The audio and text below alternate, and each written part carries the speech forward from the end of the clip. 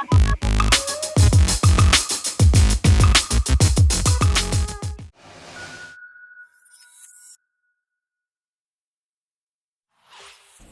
again. Today is the second week that I've had the Samsung Watch 5 Pro, so I thought I'd make a little video just to go through a few of the things, battery life and so on, that I've found over the last 2 weeks. Starting with display. Now this is an OLED display and it's nice and clean and crisp. I've had no problems reading the time, I've had no problems seeing it when I'm out walking, and so it's a very nice, clean, crisp display. Battery life seems to be okay with it, but it does bug me a little bit. I'll just, let's put the always on display on.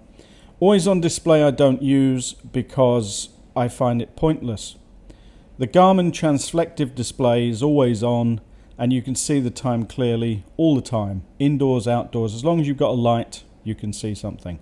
As you can see, the OLED display goes so dark, you can't see the time anyway. So it's pretty pointless. You have to shake your wrist to turn it on. And to save battery, I think Samsung have made it so that you really have to turn your wrist to turn it on. And so I find myself, if it's always on, I have to turn my wrist just as much as I do if the screen's not always on. So I turn the always on display off and it saves a lot of battery power as well. And so battery I'm going to cover next, and you'll see what I mean with that. Display, as you can see, the Garmin watch is transflective and it is a nice clean display, but the Samsung display when it's on is much clearer and crisper and easier to see.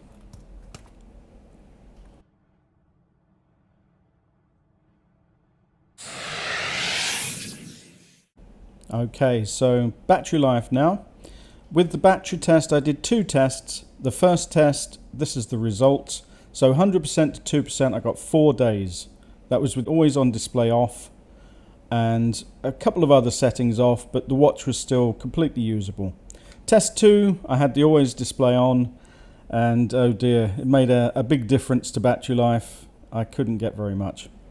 Durability, this is made from titanium and scratch resistance seems to be quite good. The Garmin's do tend to scratch sometimes, but I haven't had a scratch on this yet. Not on the body anyway. I'll show you the clasp in a second. The case has been very good. I have hit it quite a few times on various different things. Usually wood, not brick or anything. For the clasp, as you can see, there is a little bit of wear on the side and a little scratch right in the middle there that I got on the first day. And that was from my MacBook Pro. I scratched it across the corner of the MacBook and I got a little scratch. Other than that, it's been pretty good.